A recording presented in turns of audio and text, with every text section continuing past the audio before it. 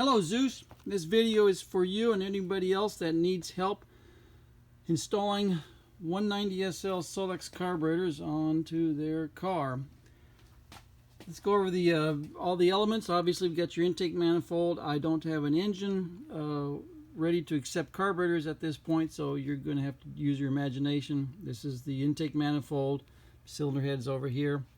Obviously our two Solex, and you're going to be mounting them with the choke levers to the inside. We've got our throttle support rod that goes above the first carburetor. Here, while we're here, this is instructions for the throttle linkage, the measurements for the throttle linkage. So we'll just hold that very slowly so you can see what we're talking about here. Okay, so the throttle, lever number 5, control rod number 5, is the long rod that goes from the pedal, from the bracket on top of the transmission tunnel all the way to the side of the block. Notice that there are two distinctive bends in it to help clear the manifold, and your center to center is that 582 millimeters.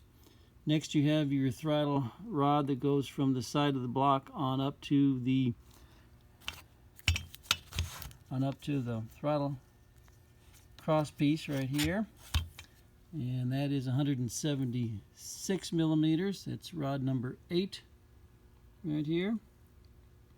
Next you have rod number 9, which comes from the throttle bracket over to the first carburetor. It's a little stumpy guy, 114 millimeters right here. And then lastly you have, let's see, let me get these out here. This is the little guy right here, 114 millimeters. This is the longer one. It says 126, or no, I'm sorry, 128. This one is a turnbuckle. It has a reverse thread on one end and a normal thread on the other end, and this is designed to be a turnbuckle so you can adjust it.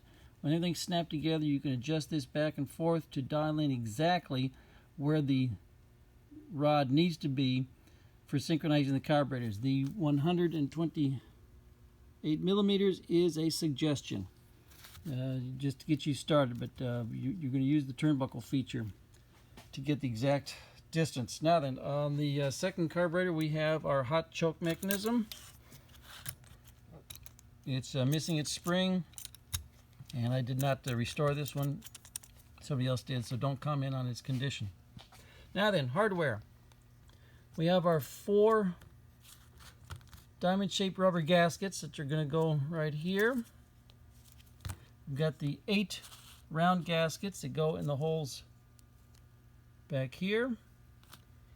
Got 8 spacers that go between these 2 rubber pieces. Got the DIN 137 8mm wave washers, which are going to go between the carburetors and the gaskets here. We've got the another set of 8 137 8mm wave washers, which are going to go help secure the hardware, the bolts to the intake manifold. Here are the bolts. There are 2 lengths. 8 by 40 is the bottom, or for the bottom, because there's no brackets down there. 8 by 45s for the top, where you have an extra.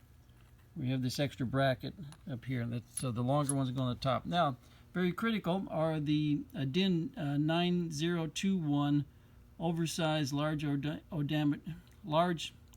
diameter 8mm flat washers, and these go against the rubber. So let's put a rubber in here. That rubber goes there. This flat washer goes up against here to back it up. Now then, the problem with the flat washers is the 9021s is they are actually not the correct size. The correct washer looks like this. It's very thin, and you can tell the difference in the cross section between the two washers. And it's actually a slightly smaller diameter. I don't know if you can see that or not. Slightly smaller diameter. Anyway, so really, to be correct, these washers need to be machined to this diameter. Oh, I should have given you that dimension. Well, anyway, the 9021s right out of the box will work just fine, except for on the bottom, on a couple of places on the bottom they hit. And if you want to use these just right out of the box, all you need to do is grind a flat spot on a couple of them to make them work properly. So now we're going to go on to the tripod, and I will show you how this all assembles. Obviously this is easier because we are not bending over the fender and don't have all the car in the way. So this is how you're going to assemble everything. First of all,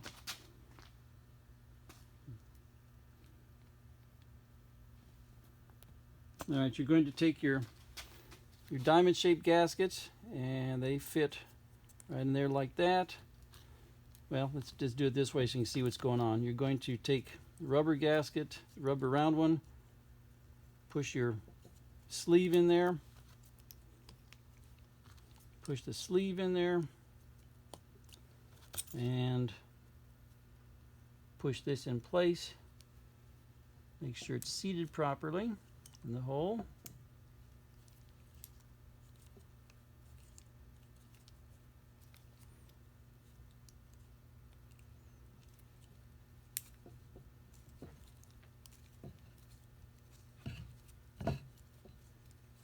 This is not seating properly, so let's start from this side here. Get that to go in there. There we go. That's flat. Yeah, that's not easy here. Just think about how you have to doing this, how hard this is to be doing it in the car. All right, that one's flat.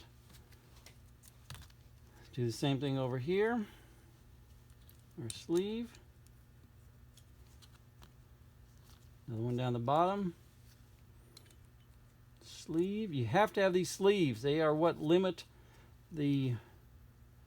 how you set the preload on the carburetor installation. You have to have those. And always advise getting factory gaskets. All right, that one popped in place, and you can feel it when they pop into place and sit smooth up against there.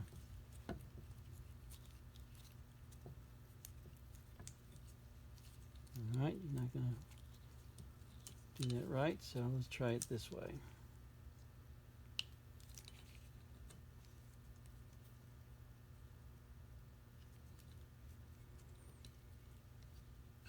In and flush. Okay, so we're good there. Now then, hard part is going to be keeping everything together. And so the assembly, next part, the assembly is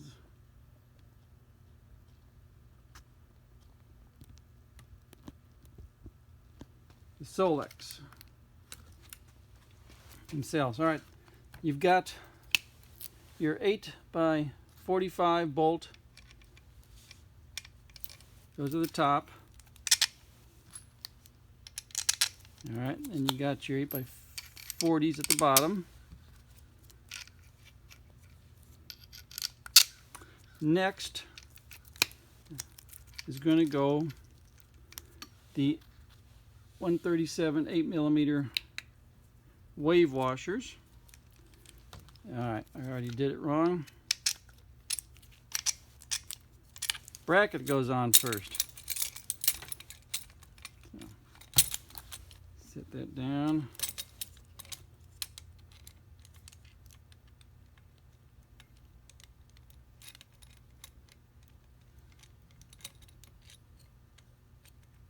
Come on, people.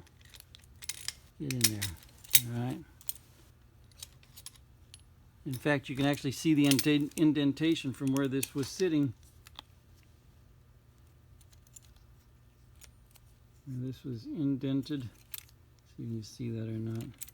I can see on this side easier. Here's the indentation. Anyway, all right. Make sure I'm on camera. Okay, that goes on there like that. Next bolt goes in here like this. All right, so now we've got our 4 bolts sticking out like that. And see how I got my hands on here? That's how you're going to install it. Now then, put our wave washers on there.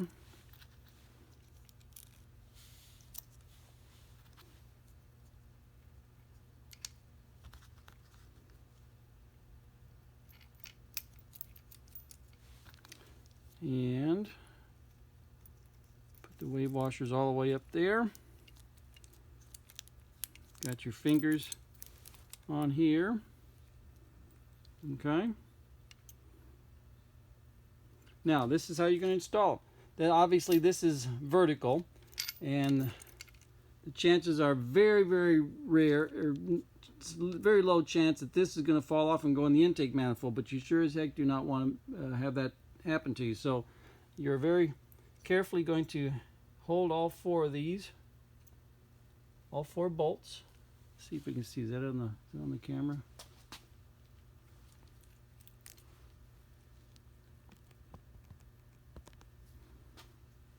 You're going to hold all 4 bolts with your fingers, and you're going to slide this into position.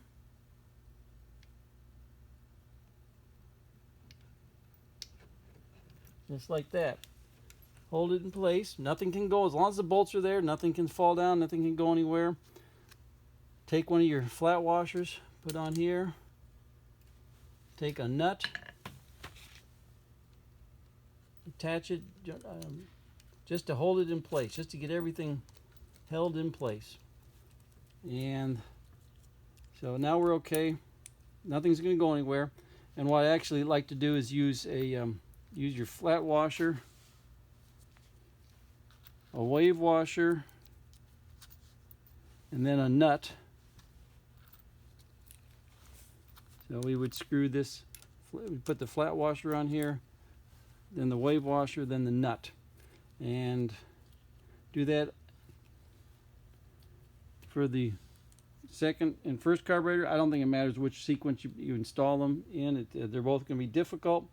Then what you want to do is leave them loose, tighten them to where they will hold in position but won't fall down. And you're going to have them in. You have both carburetors mounted, and what you want to do is have them to where they wiggle a little bit, so that you then can come in here and install the air log on the carburetors, and then you can snug them down. You can tighten them.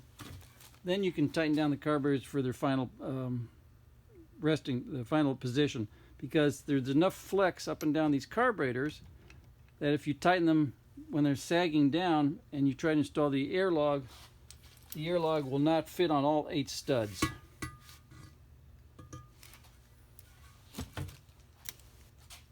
And of course we do the same thing with the front carburetor, bolts, bracket, and just duplicate this installation here. Another thing you want to make sure you have is the support rod that goes to the side of the block. This part goes to the block. This part bolts onto the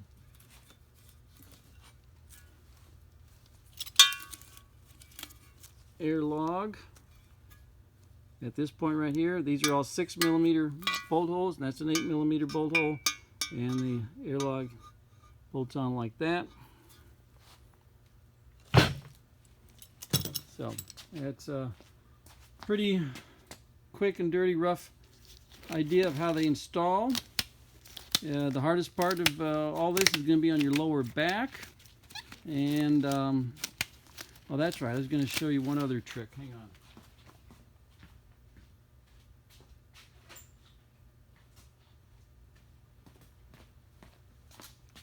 You need a set of these 1/4-inch drive wobble sockets. This is all you need to use to get underneath to tighten up the mounting hardware. You do not need anything stronger than a 1/4 inch drive. The way these work is you've got your washer right here. Okay, so this is in place, and you've got that wave washer right there, and as you tighten it up, the steel washer comes through and makes contact with the wave washer and then up against the body of the carburetor like that. What that does is acts as a limit stop for this steel washer, so that you can tighten it up and it will stop tightening and not go any further. If you don't put those wave washers in there, what happens is, you'll notice, see how this one's got a gouge in it? This has been gouged by the sleeve because no one put the wave washer in there. All 4 of these have been gouged, and they should not have that happen. The wave washer goes on there. This rubber washer is on there, and yes, the rubber will seal around here, and this will not interfere with the gasket sealing. So all you need is these 1/4 inch wobble sockets, which give you the perfect access underneath the carburetors where you can't see anything, and snug them down with 1/4 inch drive. You don't need to tighten them down like you're building the Eiffel Tower. I hope this helps. If you have any questions, please ask.